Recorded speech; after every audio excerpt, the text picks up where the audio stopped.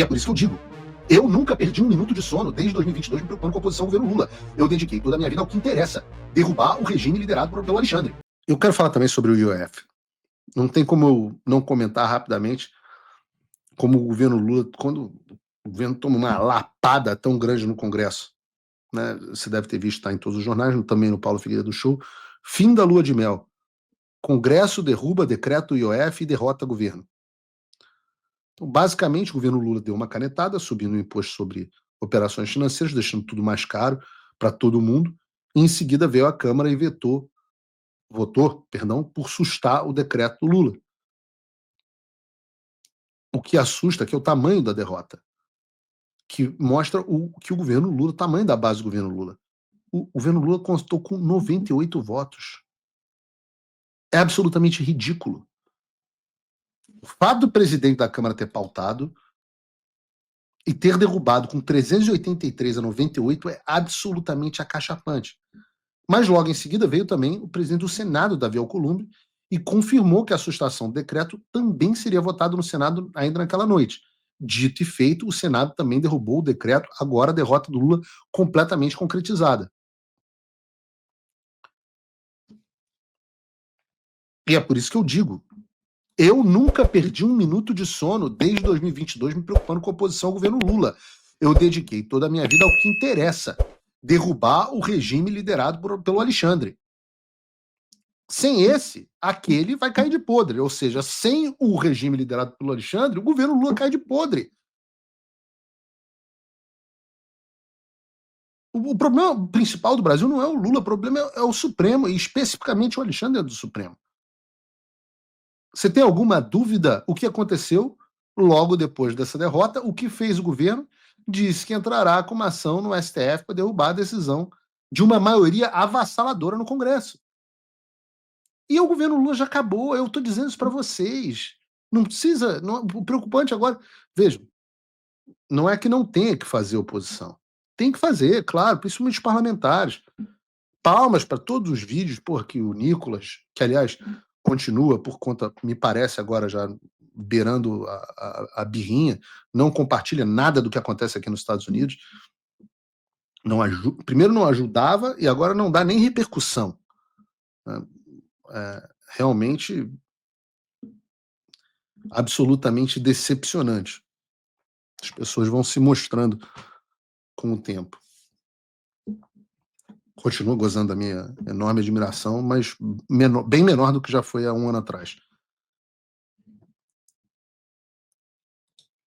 Mas o fato é que essa oposição ao governo, passeata, por isso que as pessoas brincavam, vamos fazer passeata fora Lula.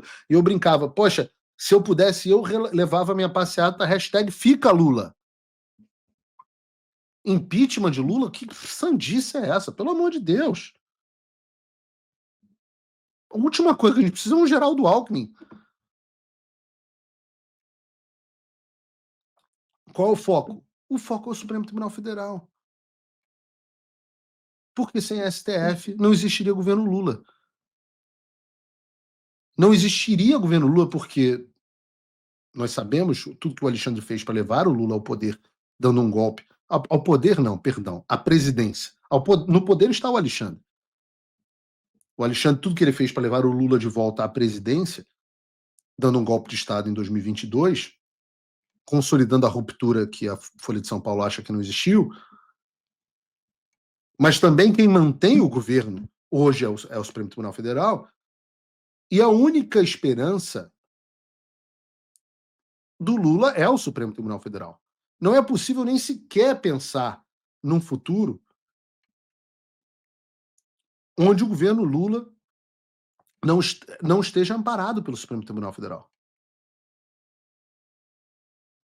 O que eu quero dizer com isso? O que eu quero dizer com isso é que, do ponto de vista eleitoral, o governo Lula acabou.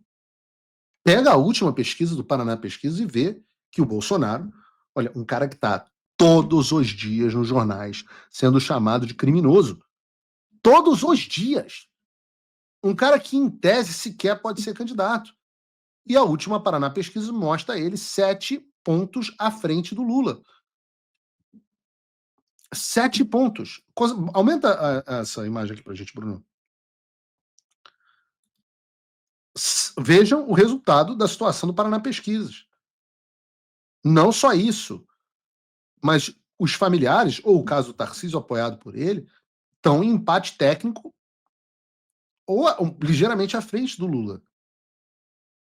Vejam, Michele Bolsonaro pontua quase tão bem quanto o próprio Jair. Tarcísio de Freitas, 43-40. Eduardo Bolsonaro também empate técnico, 39,1 a 41,6.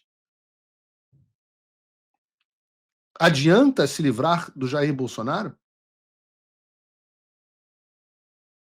A gente entra na discussão de quem seria o melhor candidato. Eu tenho dito, já estou defendendo isso aqui antes de ser modinha, que não o melhor candidato, o melhor presidente para o país é o Eduardo Bolsonaro. É uma pessoa com as mesmas convicções, a mesma visão de mundo que o pai, mas alguém mais polido, com uma formação maior, um pensamento estratégico maior, relacionamentos internacionais, política externa, uma visão de política externa incomparavelmente superior. Um cara que tem trânsito nos Estados Unidos, na Espanha, na Itália, na Polônia. Além de, claro, como bem disse e noticiou o Metrópolis, é o candidato preferido do Trump. O Trump voltou. Isso já deve ter tirado um peso das suas costas. Mas e o Brasil? O nosso país continua atolado e achar que só a vitória do Trump vai resolver tudo é ilusão. Nada vai mudar sozinho. E pode ter certeza de uma coisa: ficar xingando muito nas redes sociais não vai fazer diferença nenhuma. Você vai continuar esperando alguém fazer alguma coisa por você? Um político? Um salvador da pátria? Esquece. Se ninguém tomar uma atitude, nada acontece. Eu estou fazendo a minha parte. Eu parei a minha vida por isso. Mas, se você quer saber como pode ajudar sem precisar largar tudo, a resposta é simples: apoiando quem está na linha de frente. Sem esse apoio, sem essa linha de suprimento, esse trabalho morre. Sem estrutura, ninguém avança. Então acessa www.paulofigueiredoshow.com/apoie e com $5 por mês você pode fazer parte disso. Se puder mais, eu recomendo, seja um patrono Gold e participe ativamente no grupo que me ajuda a pautar esse debate. O que vai definir o futuro é quem faz e não quem reclama. A escolha é sua.